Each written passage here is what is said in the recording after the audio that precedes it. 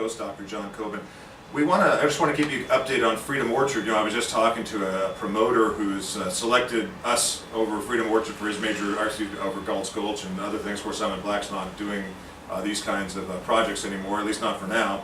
And so we're really hoping to have our project underway as soon as possible. People keep asking and they're interested. I appreciate that very much. It's taken a long time, a longer time than I expected to get the capital we need together to do stuff. And I'm still hoping that it can all go through well.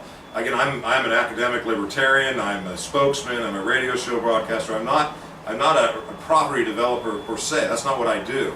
I'm the face, the image, the publicity of the thing, and I have the idea as for what we want. So I'm the visionary of it, to speak, so to speak, on this whole thing. But as far as actually sitting out there in the dirt and running around with bulldozers and all those other things that are absolutely necessary, it's not my cup of tea, folks. So I've got to get all that stuff arranged. Got to get some professionals involved, and we are still working on finalizing our capital. So while people are still asking questions about Freedom Orchard, all I can tell you is just be patient. Hopefully sooner than later it'll be online, and I'll have some really good news for you, and we'll be able to move forward. Again, we also have our Santa Cruz project we're hoping to do in the south, a little bit further out, for people that aren't quite as wealthy but want to live in Chile. We're still thinking of you as well, but that's going to be after we get the Curacaví project off the ground in Freedom Orchard in Curacaví. All right, a couple other housekeeping items too that I want to bring up. It's so important for people to understand the necessity of knowledge before you get to Chile. People come down here and they burn out, they have problems because they don't have enough information before they get here. What's life like in Chile? How am I expected to behave? What's the possibility of me getting a job? Is it easy to open a business? What kind of business should I open? And is it easy to find a wife down there? And a bunch of other questions that people frequently ask me. How about owning a gun, or owning gold, or bringing my gold into the country? All these things you can check out and find information about on my blog at Escape America Now, and by buying my 2 books that are available also at escapeamericanow.info. Go there, order the books, read the books. It's 800 pages. If you're going to be making an international move, you better believe reading 800 pages is worthwhile. Read all the recent blog entries, and by all means, listen to all the Red Hot Chili shows. This is basically free or very low-cost information that's going to help you get adjusted here into the country. And after you are adjusted, people like Richard Chaptini and others will be here to help you on a consultancy basis to get established, to really, as we say, hold your hand and guide you through the process. You're going to need at least 3 years to learn basic Spanish and do it well enough to speak in a social setting. And you're going to be able to need to get acquainted with what part of Chile you like, or what you want to do when you're here in Chile. So be well prepared, get the information on that, and you should do it now. Even if you're coming to Freedom Orchard and you're going to have bilingual people around you, you still need to live in Chile and therefore get the information that's available. Last time I started a segment, and I just didn't get a chance to finish it, this whole topic that's been going on about traditional women in Chile. And that's one of the biggest blog entries, most popular blog entries I got is on traditional women. They do exist here in Chile, and the stats prove it. But I'll tell you what, people started getting riled up or watching this 1953 clip about the Good Wife's Guide that came out in the United States, where there were 12 things mentioned there that were quite funny about, greet your husband with a smile, and well, I should actually got the list up from the online, but you can search for it on YouTube. More than greeting your husband with a smile, it's things that like almost push the ridiculous, like when your husband gets home, try not to talk to him about your problems or things that interest you. Just be quiet and listen to him. What he says is a lot more important than what you have to say. Now some people might be actually offended by that. This is not a politically correct country, so it wouldn't be offensive here, but it is ridiculed by a lot of women to hear that. And I mean, you listen to the 12 things that were on this movie clip, some of them are kind of funny, and for some people here, they're very valuable because many men and women here still value traditional roles. So I encourage you to look at YouTube and look up the Good Wife's Guide, the 12 Principles, or whatever it is. They were all translated and printed in the major press here in Chile for the last week and a half, and people have been talking about it. And a lot of the younger generation absolutely rejects it. It's completely anachronistic, out of mode. Nobody believes that anymore. Forget it. But we find that encrusted in Chilean society, especially out of Santiago, it's simply not the case. In fact, the statistics show that only 47.7% of Chileans work, that are women. Chilean women work. And the other statistic is that 2/3 of all families where there's a man involved, the man is either the only provider or earns more than the woman. In 2/3 of the case. You say, well, there's still 1/3 where the woman's obviously earning more as the sole provider. That's because there's been an incredible growth in single parents, women who are the only provider in the home because there's no man present. It went from about 20% to 30% just in the last 20 years, rounded statistics. And so much of that other third there that's not in a male-dominated home is because there's a single woman involved, and there's a lot of unwed mothers or divorcees where the mother ends up being the one who raises the child and is the key breadwinner. The statistics also revealed that men have a very traditional understanding of the family, such that they don't do housework. Even if a woman works, she has to come home and do the housework when she's done with her job. 97% of men say yes, they agree they should be involved in the lives of their children, but almost none of them want to wash dishes or change diapers. And I have to say I'm one of them. I'm really glad that Chile has that rule or that social setting down here. You may not like it, that's okay. You can always go to New Zealand where life is far more liberal socially. Here in Chile, we are one of the most, if not the most, traditional society for Latin society for as far as family culture goes.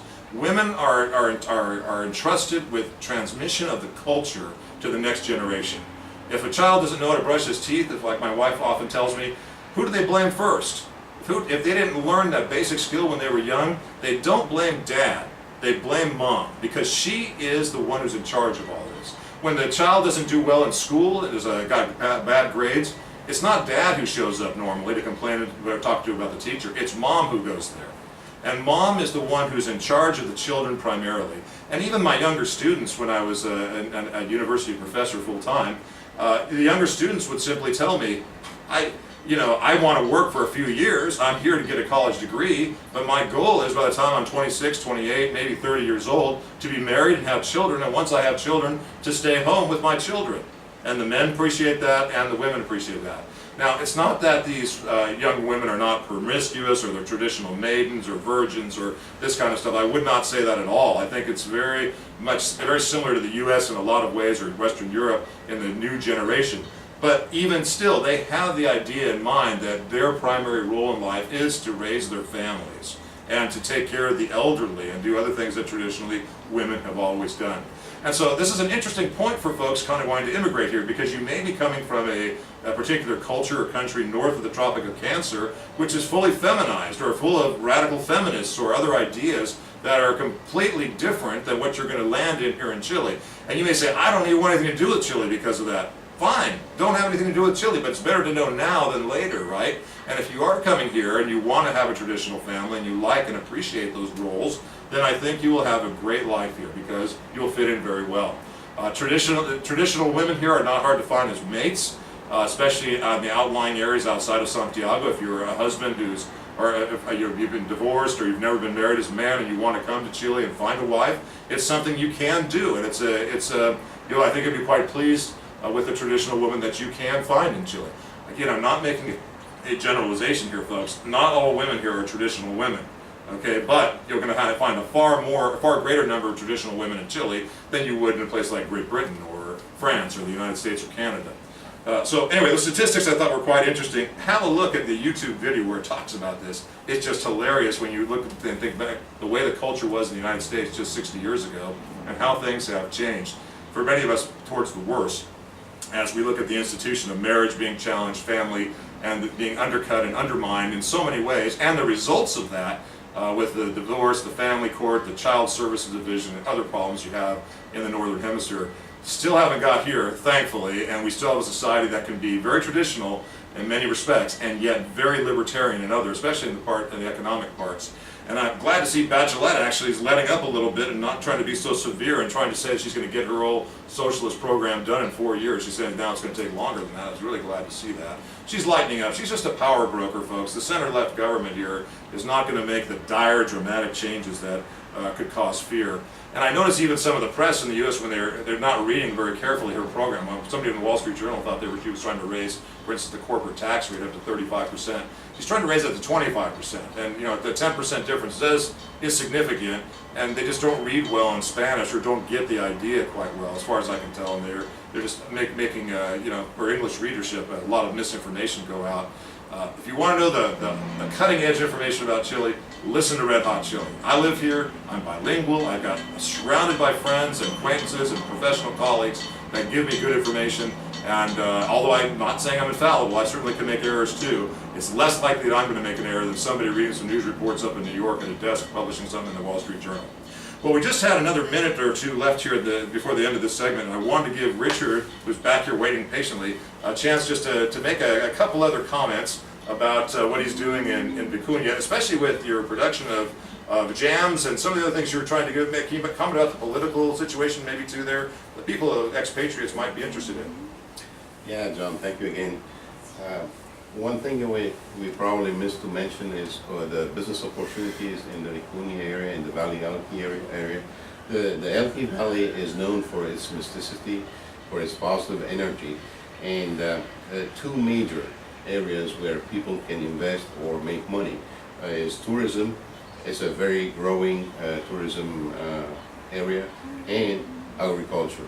Agriculture, I touched a little bit on the agricultural part, but tourism is very important, and you see people coming from all over the world. I had the Japanese, I had Bulgarians, West Europeans, Argentinians, and other nationalities, of course, the US, England, etc.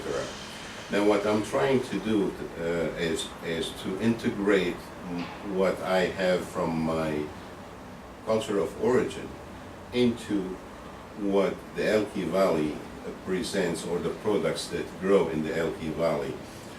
I can proudly say, so far I haven't been proven otherwise, that I'm the only place that offers rose petal jams. We're going to have to take us up at the beginning of the next segment. We're just running out of time in this one. You're listening to Red Hot Chili on the Overseas Radio Network, and we'll be right back after this break.